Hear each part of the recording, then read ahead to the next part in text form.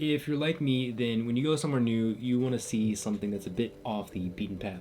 So if you're into exploration and a little bit of history, then you might like this video. Often overlooked, the city of Qingdao is a home to a number of hidden gems. Similarly, Laoshan dwarfs its much more humble neighbor, Fushan. While Fushan has no legendary Taoist history, nor pristine springs, it offers a unique path, one that can be traversed with relative ease, but also with a few challenging moments. Good for a half-day hike and with a superior viewpoint to see the cityscape, Fushan doesn't just allow you to explore the terrain, but if you know where to look, it allows you to explore something else entirely.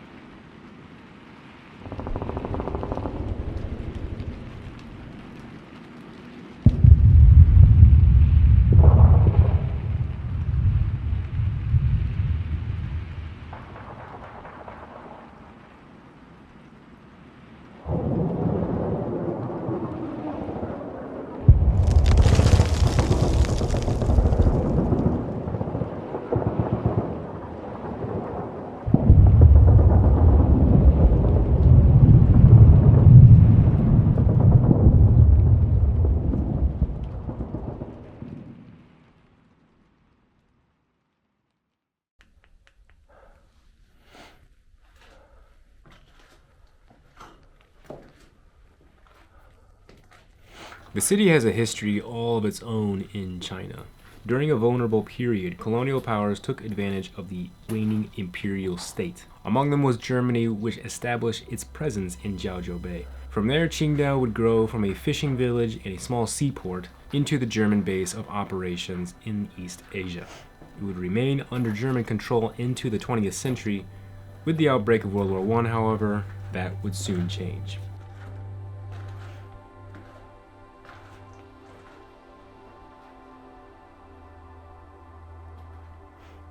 Always understood as a strategic position, the Germans quickly invested in the infrastructure of the city.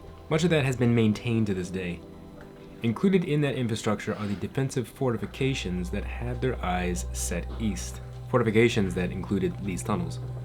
Present in both Fushan and Laoshan, these tunnels allowed for ideal lookout points concealed high in the mountains. Despite fighting as allies under the Tripartite Pact, just 30 years later, at the time, Japan and Germany viewed each other as adversaries.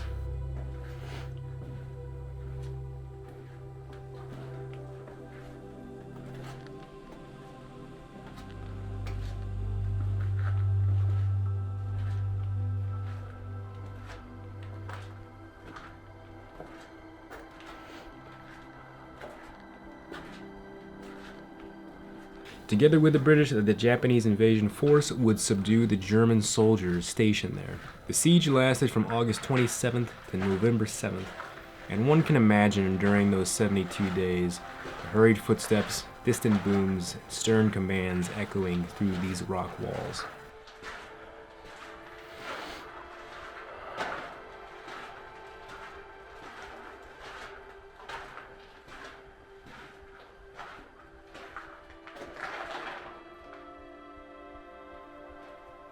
It's said that both the first aerial bombardment launched from sea and the first aerial combat that resulted in a downed plane happened here at the 1914 siege of Qingdao.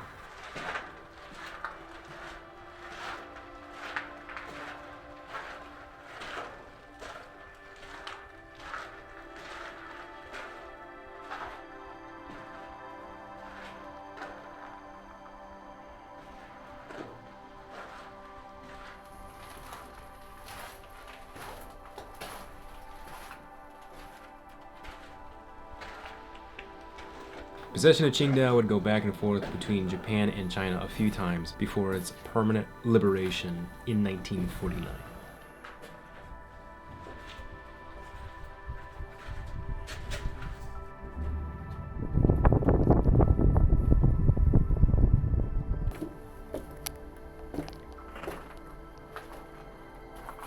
History aside, the mountain is well worth hiking across for its own sake. Easily traversable in 3 to 5 hours, depending on your pace, you can find yourself enjoying multiple vantage points. At one peak, you need to be vigilant with your footing and your hands. Luckily, the tilted strata of the granite mountain provides excellent holds.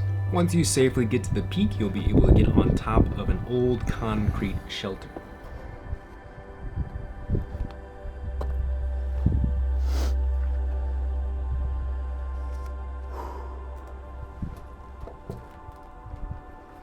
And it was here I turned to the city, lucky enough to capture one of my favorite shots.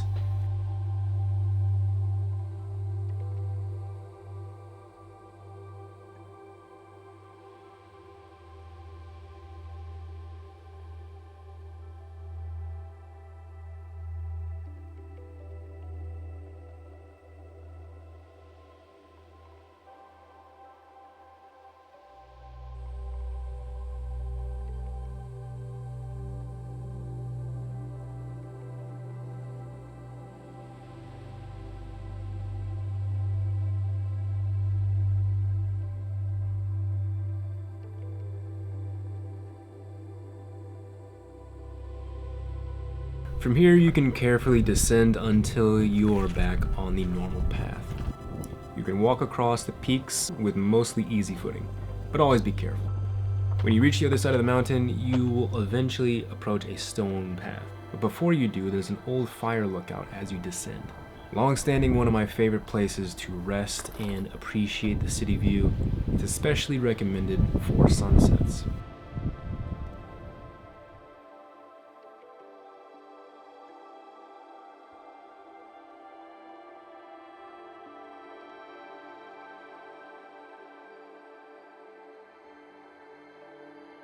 Qingdao can be a bit hazy, especially in the colder months, but on occasion that haze can allow for a rather beautiful diffusion of the waning sun.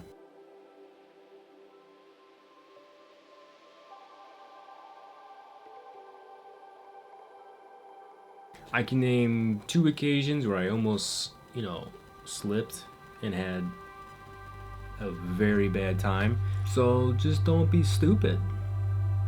Go to Fushan, hike across it in 4 hours, get a good view of the city, and then come back down to the city and get some seafood barbecue and a bag of beer. Anyway, I hope you enjoyed the video, and I will see you at some point. I don't know. Bye.